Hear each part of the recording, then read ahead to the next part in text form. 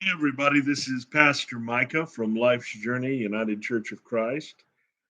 Just sending you couple of midweek thoughts to bless you between worship this past Sunday and this coming Sunday.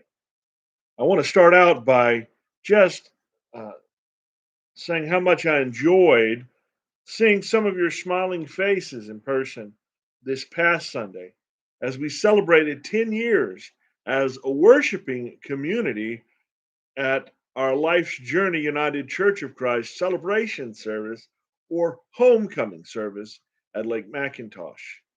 It was wonderful to talk, to catch up, to worship together, to have a meal together. Also, know some of you couldn't make it to this anniversary or homecoming celebration. And I want to just say I appreciate all of you who are part of our worshiping community. We often think of the church as four walls, but anywhere we're worshiping God together, we are a part of the church. And I know our worshiping community extends out into a broader space through Facebook Live. And I'm really appreciative of all of you who are a part of Facebook Live as well. Our service this past Sunday focused on the call of Jacob and how, in the midst of his life coming unglued due to his own failings and mistakes, he heard a call to be a person of transformation. We talked about how many of us are going through experiences where we feel our dreams may be about to fall apart and we feel like giving up. We remembered how God can bring us through to open us up for the next stage in God's journey for us, using our heartache as God used Jacob's heartache, open us up.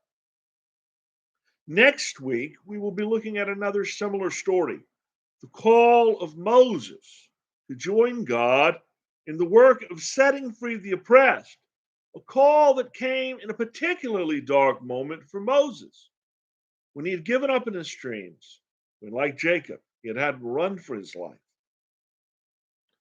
due to his crimes.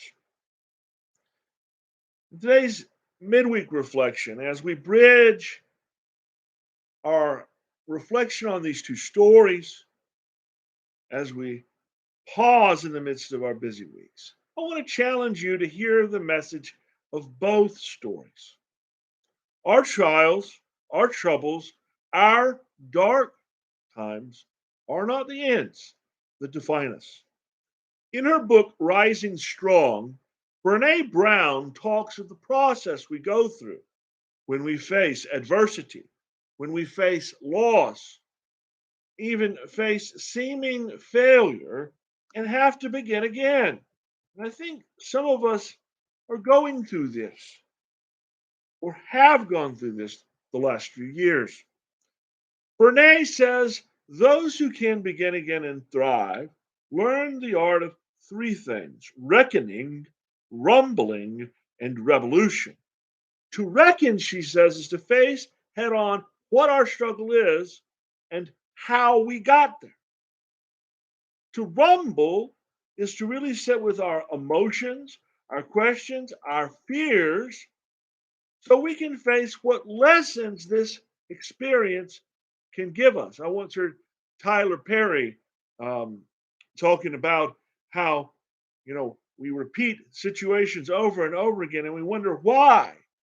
And often he says, well, we don't realize it's because we never learned the lesson that that previous experience gave us. I don't know that that's always true, but at the heart of her idea of reckoning and rumbling is the idea that we have lessons to learn if we're ever to truly begin again. If you both reckon and rumble, it can lead you to a personal revolution where you change your attitude, your game plan, your approach in a way that opens you up to new possibilities. We often try to avoid this hard work, which Brene Brown calls the work of the middle, the time between falling down, and getting up, back up again. But it is unavoidable. She says in one of her podcasts, the middle is messy, but it's also where all the magic happens, all the tension, that creates goodness and learning. There's interesting research, she says, that says if learning is not uncomfortable, you're really not learning. It's funny because whatever that middle space is for your own process, is when we're in the dark, when the door's closed behind us, when we're too far in to turn around and not close enough to see the light. In my work with the military and veterans, they talk about this kind of middle space as the point of no return. It's an aviation term coined by pilots for the point in the flight where you have too little fuel to turn around and return to the originating airfield.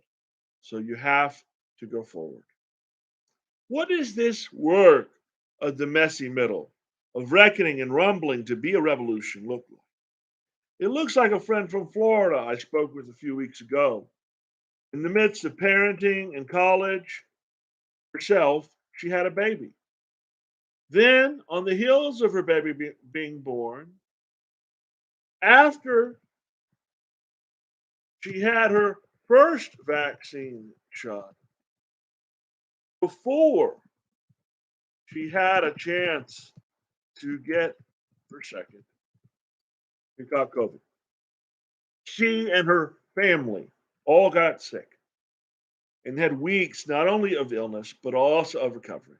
When she finally was back and at it again, she discovered her college would not work with her to catch up the work she missed while sick. So she failed several classes. I told her, I think that's awful. It's hard for me to believe it. It's hard for me to imagine how her college wouldn't work with her. Her response, she told me, I'm not going to give up. I know my dream for myself, so I'm going to dust myself off. I am going to start fresh and I'm going to keep going.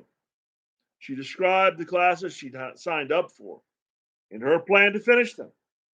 I told her that's the attitude we all need in the face of trials, in the face of struggles. It's easy to throw up our hands in despair and give up.